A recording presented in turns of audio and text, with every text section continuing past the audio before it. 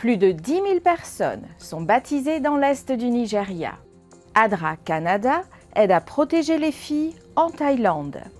Des étudiants aident une femme en situation d'urgence médicale en plein vol.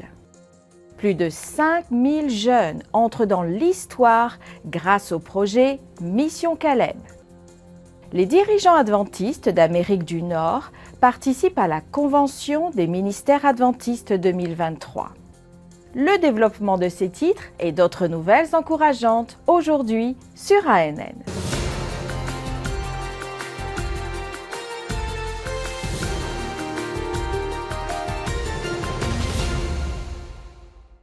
Alan Stafford et Christian Thomas, étudiants en sauvetage et secours internationaux à l'Université Union de Lincoln dans le Nebraska aux États-Unis, sont passés à l'action lors de leur vol vers l'État de Washington.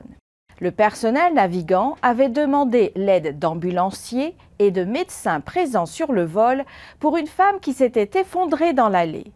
Stafford et Thomas, ainsi qu'un urgentiste qui se trouvait également sur le vol, se sont précipités à ses côtés pour l'aider.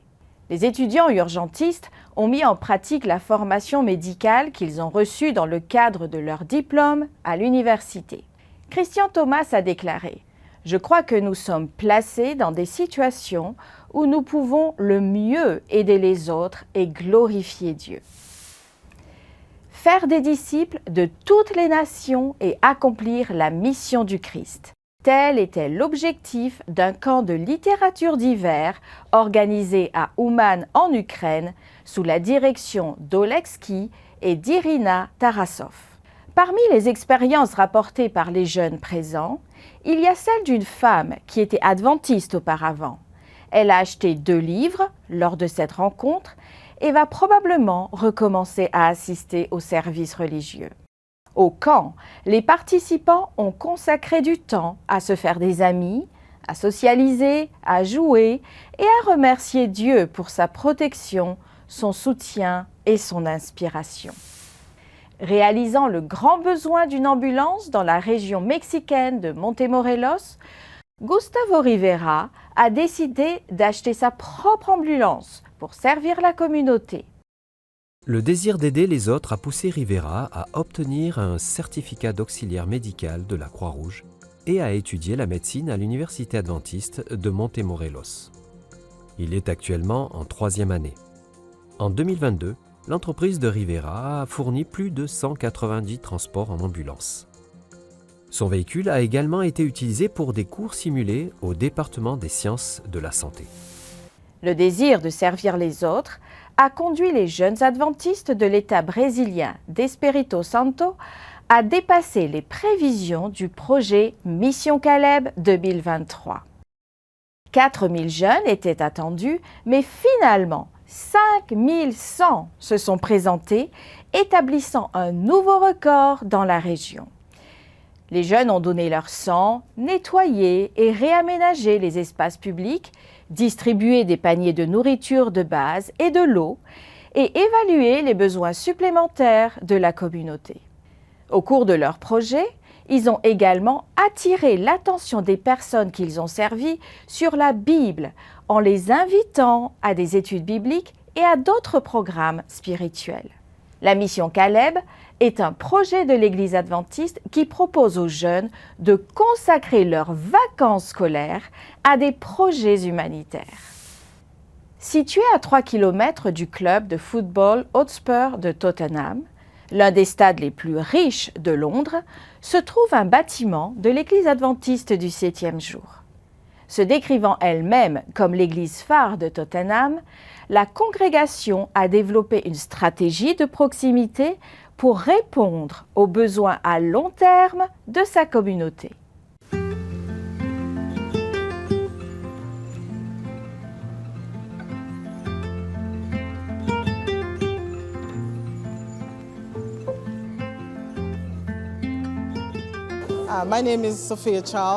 Je m'appelle Sophia Charles et je suis la directrice des services communautaires à l'église de Tottenham.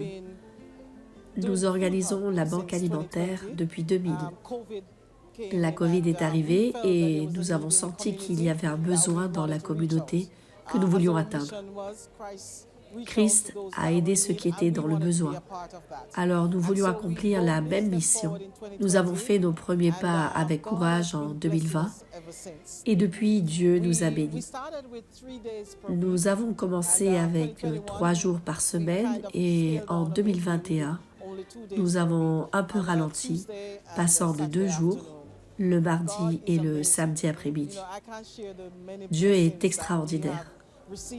Les bénédictions reçues de lui à ce jour seraient trop nombreuses à partager. Je pense que chaque mardi, nous servons plus de 100 personnes. Le sabbat après-midi, nous aidons plus de 150 personnes chaque semaine. Et à chaque fois, Dieu nous a bénis. La nourriture arrive et nous la distribuons tout simplement et nous voulons juste le louer pour cela. En ce moment, nous avons plus de 15 volontaires issus de la communauté. Et comme vous le savez, nous avons besoin d'eux. Ils sont tous de différentes ethnies, différentes cultures, et ils sont prêts à s'impliquer dans ce qui se fait ici. Vers les mois d'août et de septembre, nous savons que l'économie a été un peu difficile pour tout le monde, surtout concernant les services publics. Nous nous sommes sentis poussés en tant qu'Église à faire quelque chose de plus pour la communauté. Et les dons ont afflué. Les membres étaient prêts à donner de l'argent pour cette cause. Je pense que c'est en août que nous avons distribué des enveloppes cadeaux à ceux qui venaient au centre pour les aider à payer les services publics. Il a été décidé qu'à la fin de l'année, nous le referions. Et Dieu nous a bénis. Aujourd'hui, nous félicitons les membres pour leur service. Avec la nourriture, nous donnons de l'argent à eux aussi, et ils en sont très reconnaissants.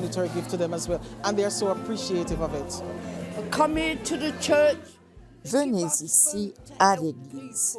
Ils distribuent de la nourriture pour aider les gens parce qu'on ne peut pas se le permettre.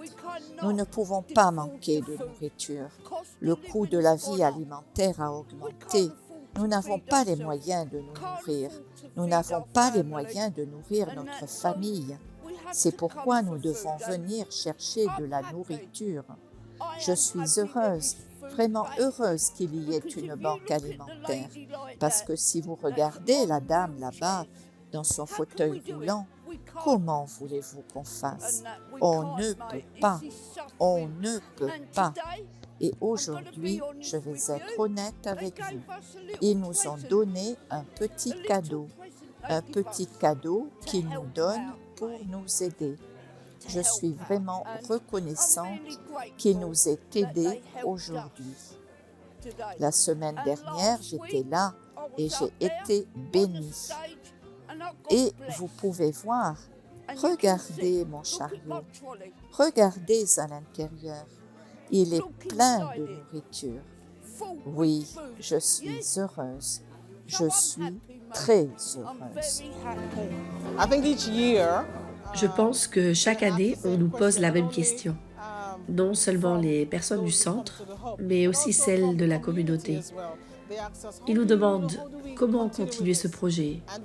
Pourtant, nous sommes ici chaque semaine, 52 semaines par an, pour distribuer de la nourriture à la communauté. Et Dieu nous a considérablement bénis. Et je veux juste rendre grâce pour cela. Les mardis, nous sommes là de 12h30 à 14h30. Les samedis après-midi de 15h30 à 17h. On distribue tout ce qu'il faut. La communauté ne peut s'empêcher d'exprimer sa reconnaissance pour ce que nous faisons, vous savez. La question aurait été posée quelques années auparavant. Est-ce que l'église de Tottenham créerait un vide si elle partait d'ici? Nous étions certains qu'ils allaient juste nous voir comme des gens qui occupent un bâtiment les samedis. Pour ces gens, nous pratiquons notre culte ici et c'est tout. Mais aujourd'hui, je peux assurer qu'ils diraient qu'ils regretteraient l'église de Tottenham à cause de ce que nous faisons, parce que nous aidons et soutenons les membres de la communauté. Croyez-le ou non, il y en a beaucoup qui viennent ici un mardi, un samedi, pas seulement pour la nourriture, mais pour la camaraderie, pour l'accueil qu'ils reçoivent. Si vous étiez ici plus tôt dans la journée, vous les auriez vus arriver. Nous commençons à servir à 15h30, mais ils sont ici à partir de 8h. Ils entrent et participent au service. Dieu est bon pour nous. Bonjour, je m'appelle Cornelia. Je veux dire un grand merci à tout le monde parce que vous avez soutenu ma famille dans les moments difficiles, ainsi que tant de familles. Je veux vous bénir pour tout ce que vous faites. Que Dieu vous bénisse et que vous continuiez à grandir et à agir.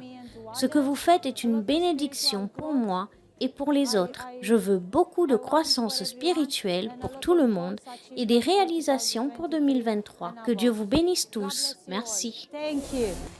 Nous faisons une courte pause et à notre retour, nous visiterons le continent africain où des milliers d'âmes ont rejoint l'Église du Reste par le baptême.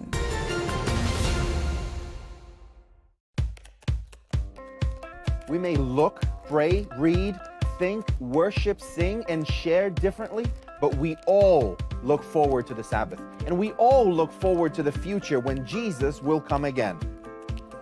With this message in mind, we arrived at a core component for a new identity system, the creation grid, a simple 7-column structure for layout. The grid is a reference both to the prophetic timeline as well as to the creation week that culminated in the seventh-day Sabbath. The first 6 columns of the grid belong to the designer. It can be filled with anything, text, images, illustrations, patterns, and logos. But the 7th column, the Sabbath column, does not belong to them. It is meant to be different and special. Regardless of what or where you are designing, you can always find information to help you communicate that we are all Seventh-day Adventists.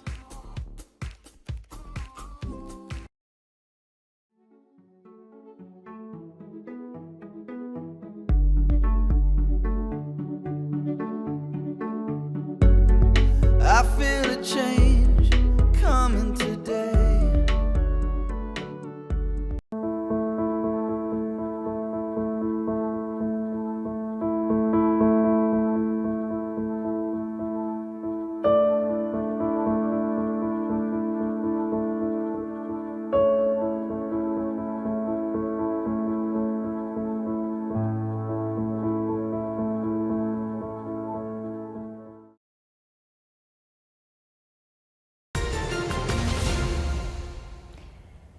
Après 2 semaines d'évangélisation publique sous le thème Almost Home, traduit par Bientôt à la maison, 650 sites ont obtenu des résultats sans précédent dans l'histoire de l'Église adventiste du 7e jour dans l'Est du Nigeria. Le Festival des baptêmes de Pentecôte 2023 s'est tenu conjointement avec la conférence Un jour de prière qui a lieu chaque année à Aba, au Nigeria. Traditionnellement, cette rencontre rassemble un maximum de 20 000 personnes au début de chaque nouvelle année. Cependant, cette année, plus de 80 000 personnes se sont réunies pour l'occasion. Selon les dirigeants de l'Église en Afrique de l'Est, lorsque nous confions un projet à Dieu, il fait vraiment des merveilles. Ces responsables espèrent célébrer le 100e anniversaire de l'Église dans la région avec 100 000 baptêmes d'ici la fin de l'année.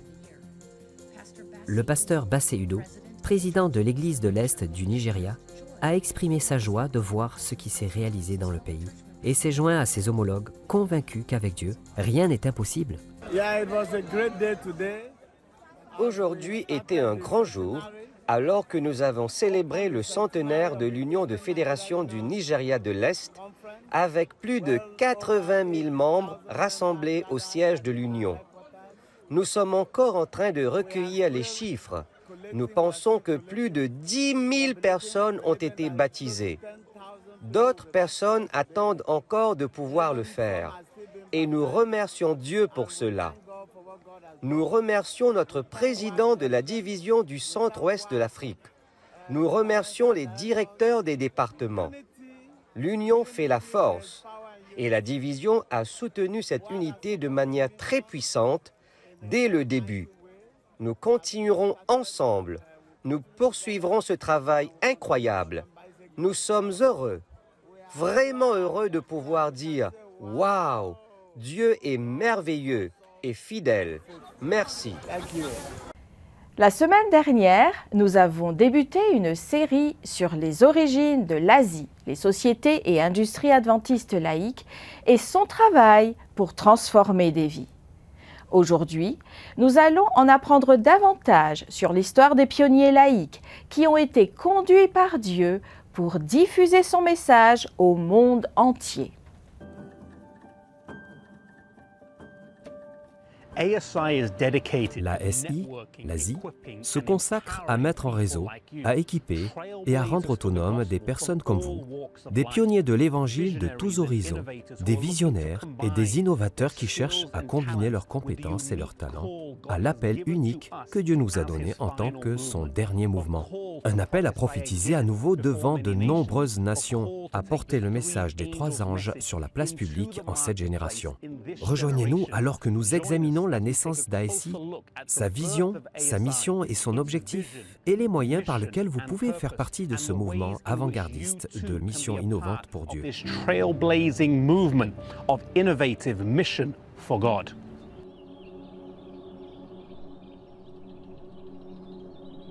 Le 19 juin 1944, le bateau à vapeur, The Morning Star, a quitté le quai de débarquement de Nashville, dans le Tennessee, et a remonté la rivière de Cumberland.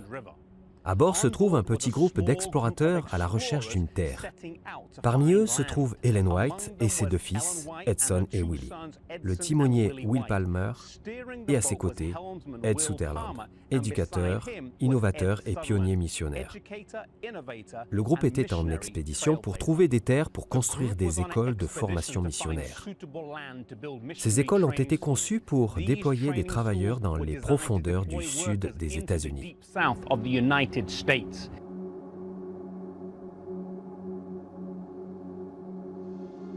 À bord, Sutherland et McGann venaient de quitter leur emploi à l'université missionnaire Emmanuel à Bering Springs, dans le Michigan, pour se lancer dans cette aventure. Près de Nashville, le Morning Star est tombé en panne, providentiellement sur le bord de la ferme des Ferguson Nelson, une grande mais peu prometteuse étendue de terre près de Madison.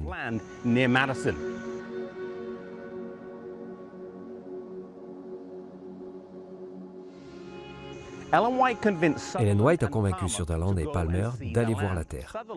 Sutherland était réticent. Il avait vu la terre avant et n'aimait pas son terrain rocailleux et stérile. Ellen White, cependant, était catégorique. Aussi l'a-t-il fait à contre-cœur.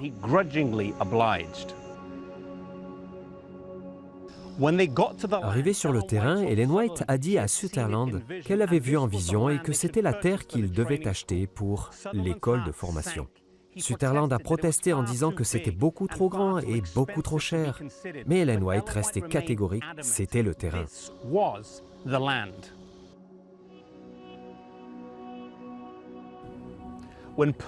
Quand Percy McGann est monté à bord peu après, lui aussi n'a pas aimé l'idée d'acheter la propriété de Ferguson Nelson. Le terrain avait été utilisé comme quartier général d'un marchand d'esclaves avant d'être abandonné. C'était la plus rude, la plus ingrate, la plus misérable parcelle de terre et pourtant, inexplicablement, Dieu, à travers sa messagère, les poussait à l'acheter. McGann et Sutherland étaient arrivés à un carrefour dans leur quête d'établir un avant-poste missionnaire innovant.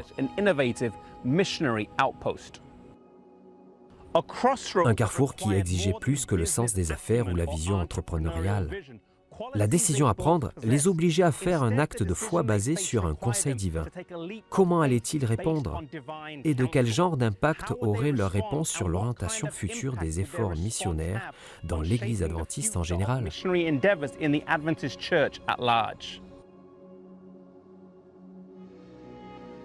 Sutherland et McGann se sont débattus avec cette décision. Acquérir la propriété serait un pas vers l'inconnu et ils allaient mettre en jeu le succès de l'entreprise entière par la seule parole d'Ellen White. C'était un moment difficile, non pas parce qu'ils ne croyaient pas à la vocation divine d'Ellen White, mais parce qu'ils devaient mettre cette croyance à l'épreuve.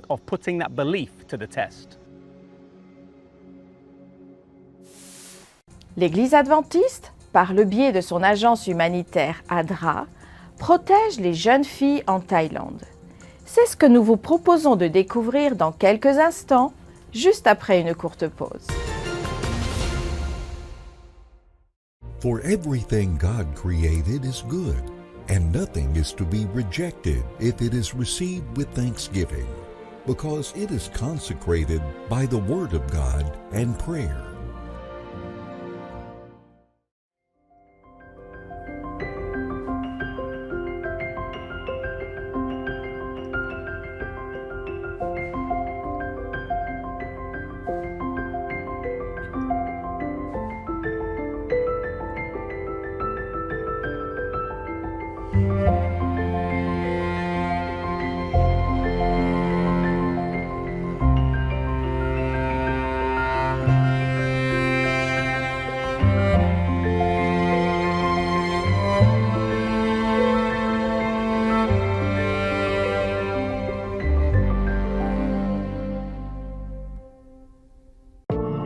Why is there evil in the world?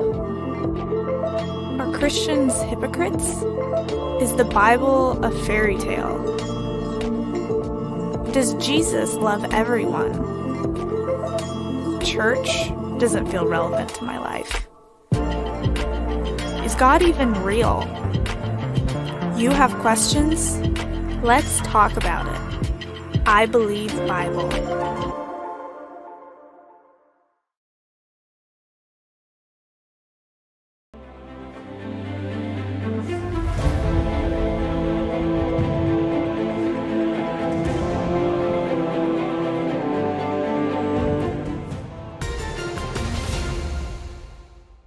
Dans certains villages du nord de la Thaïlande, les équipements modernes sont inaccessibles. Les habitants luttent souvent pour maintenir une qualité de vie décente. Tatong est l'un de ces villages. L'isolement de ce village se traduit souvent par des conditions difficiles propices à l'exploitation. Une jeune fille de ce village a été sauvée de ce genre de situation par le projet Keep Girls Safe de l'Agence de secours et de développement adventiste ADRA. Négligée par ses parents et n'ayant aucun autre parent pour s'occuper d'elle, la jeune fille a été forcée de vivre seule. Ces circonstances l'ont rapidement exposée au risque de traite et d'exploitation des êtres humains. Aujourd'hui, ADRA lui vient en aide. La protection des femmes et des jeunes filles est l'une des priorités de l'année de la justice d'ADRA Canada en 2023. La Convention 2023 des ministères adventistes de la division nord-américaine s'est tenue du 8 au 11 janvier en Caroline du Nord aux États-Unis. Sous le thème « Se ressourcer », les réunions visaient à combler le besoin de repos et de détente des responsables d'Église. Lors de la cérémonie d'ouverture, J. Alexander Bryan, président de l'Église adventiste du 7e jour en Amérique du Nord, a déclaré « Ce soir, je veux consacrer quelques minutes à parler de l'oasis de Dieu pour son peuple. Ce n'est pas un lieu, c'est une personne, et son nom est Jésus. » Les orateurs principaux de la Convention ont abordé des sujets tels que le découragement et l'épuisement qui affectent les responsables dans le ministère et la manière dont ils doivent prendre le temps de se ressourcer spirituellement, physiquement et émotionnellement. Les orateurs ont également encouragé ces derniers à poursuivre le travail que Dieu les avait appelés à accomplir. Un vélo, un livre et des milliers de vies touchées dans le monde entier. Cette histoire a commencé il y a plus de 100 ans à Eugowra, en Australie.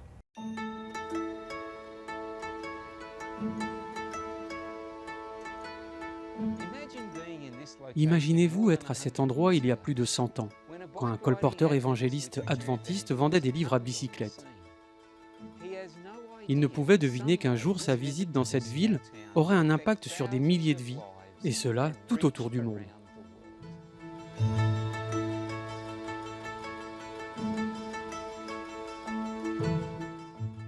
Je me trouve près de Eugowra, petite ville rurale située à un peu plus de 200 km à l'ouest de Sydney en Australie. Dans les années 1890, ce colporteur du nom de Philip Ricky pédalait sur sa bicyclette en descendant cette route. Il rencontra Thomas Kent, un fermier, qui finit par lui acheter cet exemplaire de la tragédie des siècles. À sa lecture, M. Kent fut convaincu au sujet du sabbat et commença à prêter le livre à ses voisins fermiers. Il ne connaissait aucune autre personne observant le repos du sabbat. Aussi écrivit-il à l'éditeur et on lui indiqua un groupe se réunissant à Sydney. Il s'y rendit et fut baptisé dans l'église adventiste du 7e jour en 1898.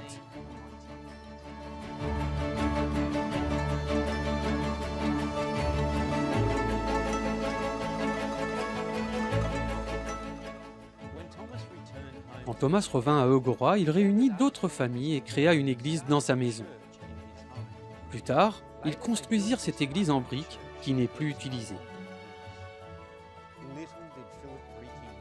Philip Ricky n'a pas su grand-chose de l'impact qu'a eu la vente de ce livre. Et pourtant, le patrimoine qu'a laissé ce petit groupe de fermiers à l'église adventiste d'Australie, et d'ailleurs dans le monde, a été important. Au sein de leurs descendants se sont engagés plus de 100 ouvriers adventistes, des pasteurs, des enseignants, des administrateurs et des missionnaires pour le Pacifique Sud et pour le monde entier. Des églises ont été créées et des milliers de personnes y sont entrées grâce à leur ministère.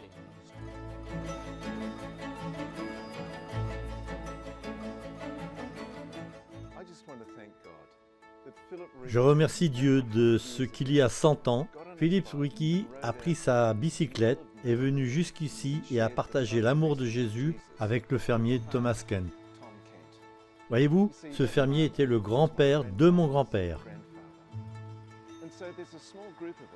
Un petit groupe d'entre nous a roulé en vélo depuis Washington DC jusqu'à Saint-Louis en mémoire de Philip Ricky et de son ministère d'amour.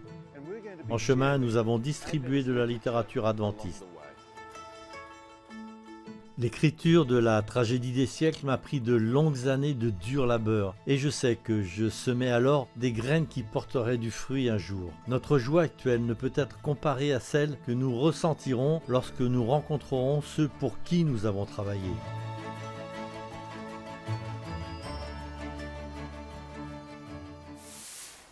Merci d'avoir regardé ANN. Rejoignez-nous la semaine prochaine pour d'autres nouvelles du siège de l'Église adventiste du 7e jour. Saviez-vous que l'Église adventiste a une chaîne YouTube où vous pouvez suivre ANN Vidéo, ANN In Depth et beaucoup d'autres vidéos étonnantes sur la prophétie, la santé et l'étude de la Bible? Il suffit d'aller sur YouTube et de chercher Église adventiste du 7e jour. N'oubliez pas de cliquer sur le bouton s'abonner pour ne jamais manquer une nouvelle vidéo. Et n'oubliez pas de laisser un commentaire ou un sujet de prière. Une équipe se consacre à prier pour vous 24 heures sur 24 et 7 jours sur 7.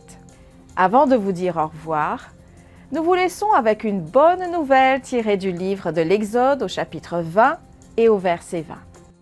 Il est dit : Moïse dit au peuple : ne vous effrayez pas, car c'est pour vous mettre à l'épreuve que Dieu est venu.